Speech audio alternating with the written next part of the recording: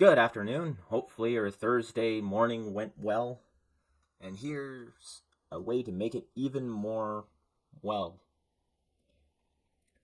From the Financial Post, capital gains taxes could lead to brain drain, harm productivity, as some fear tech exodus.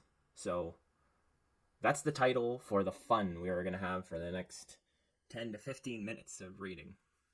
So this is just an extension of what I've been talking about this capital gains tax. And now the tech sector is going on about this. So, well, which makes sense. The sector probably has most of our like entrepreneurs, like the big time up and coming entrepreneurs in it.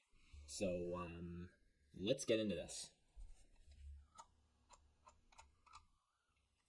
The Liberals government's plan to increase capital gains tax for corporations and wealthier individuals is coming under fire because of Tuesday's budget rollout and because of Canada's lagging productivity.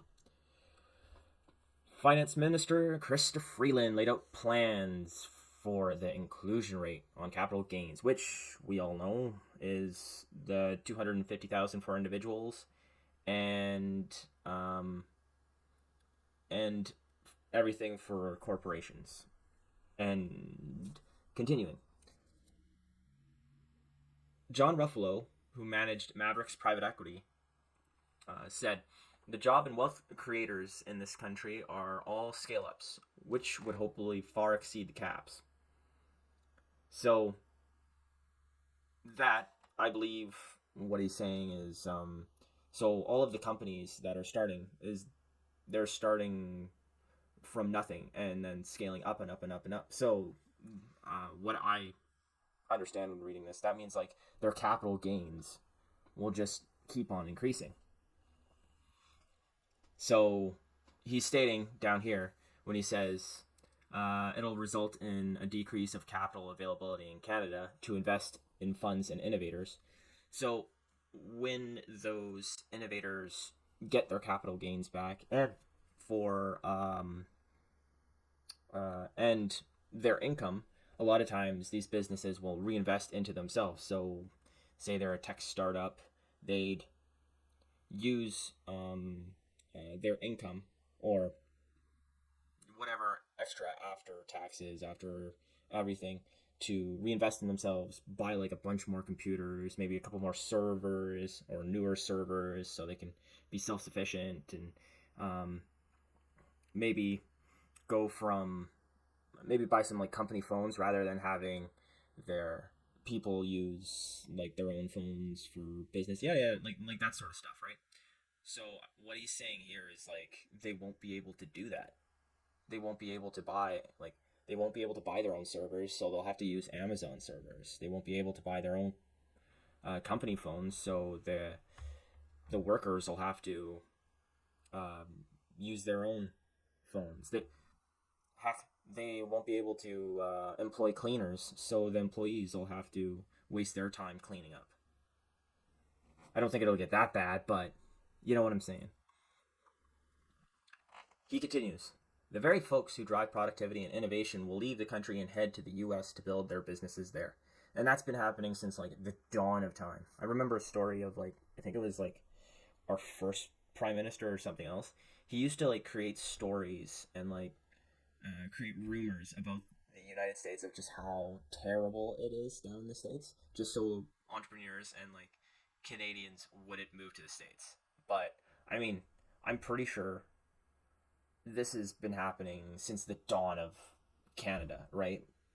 Taxes are higher in Canada. Why wouldn't you go to a place with easier tax laws, right? And we're just making it worse up here. So they say the very folks who drive productivity and innovation. Well, oh yeah, sorry, I already said that. The problem critics suggest is twofold. Innovators looking to build a business will have less capital, exactly, because of the people who want to invest in them have less money. So they'll have to pick and choose which businesses they choose to invest in. So it might come to be that like these wealthy investors will choose from their friends, like the friends startup businesses, because they don't have enough money to risk putting their money to like some random person with a good idea. So economists at the Toronto Dominion Bank said that the federal government partially offset negative impacts of the capital gains changes by raising lifetime capital gains exemptions. Okay, so this is something new I've learned. So I knew about like the general capital gains, like I've been saying, but this is different, the lifetime capital gains exemptions. So, as well as introducing a progressive graduated rate for entrepreneurs. But they concluded this doesn't go far enough to remove a disincentive to do business in Canada.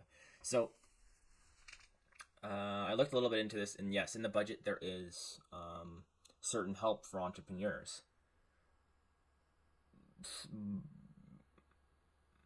But, like they do say, it's like, but they'll have to pay it all back and through taxes and then some. So,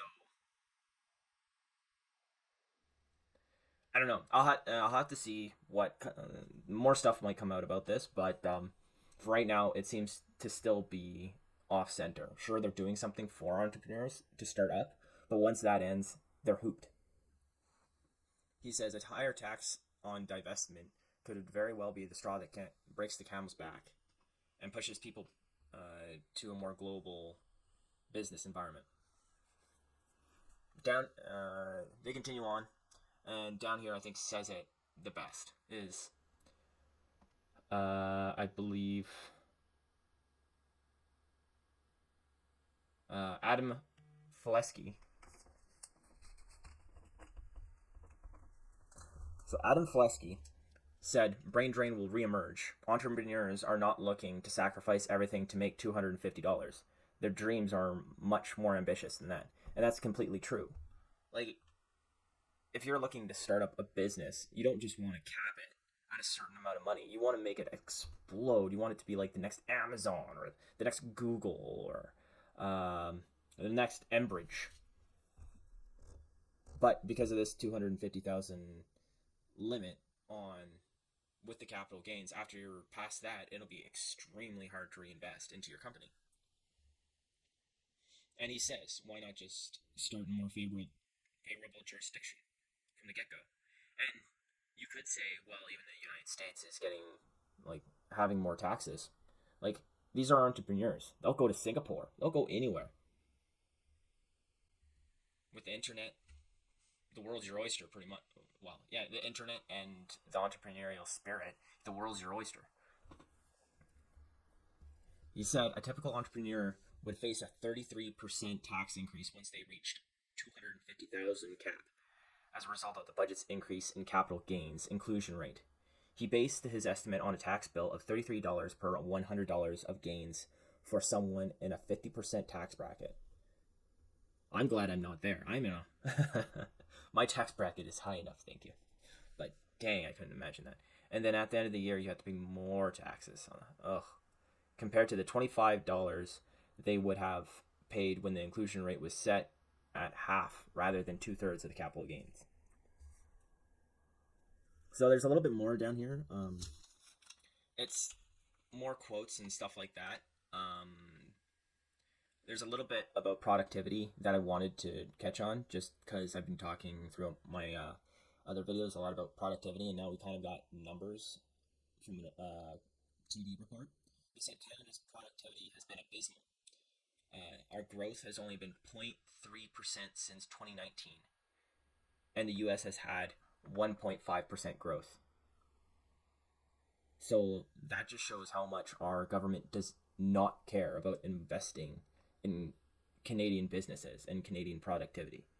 Either that or a lot of their money is going to waste. Because if all of their money was going to like startups and businesses and jobs, yada yada yada, right? Our business sector, then we'd be a lot close to what the US in terms of growth is. But what do you think about this? Do you guys think that maybe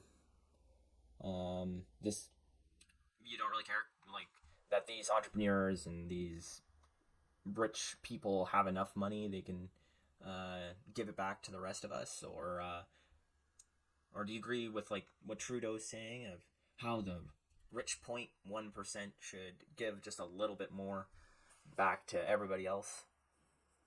Personally, I think it's not about that 0.1%. It's about every startup that happens in Canada. Why would anybody want to start up a business in Canada? And because of that fact, we're going to lose jobs, we're going to lose investment, we're going to lose like so much investment in Canada. It's crazy. Or maybe like they have this startup help fund in the budget. Maybe the entrepreneurs will just start their company here, but before they reach the 250,000 threshold, they'll move somewhere else and just like take their whole business out of Canada and move to, like I said, Singapore or the US, depending on what happens. So, that's me. But when you subscribe, also leave what you think in the comments, or just leave what you think in the comments below, and don't subscribe if you didn't like the video. And have a good day.